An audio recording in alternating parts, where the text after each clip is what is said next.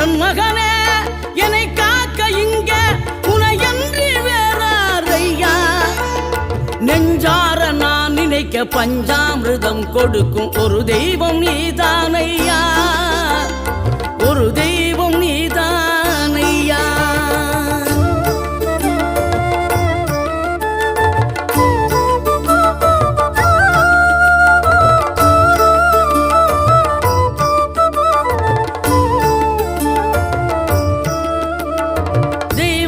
வள்ளியுடன் மணக்கோலம் கொண்டு திருப்பரம் குன்றம் வாழ்கின்றவன் நீ. தேவர்களை காத்திடவே வீரமுடன் வேலெடுத்து செந்தூரில் ஆழ்கின்றவன்.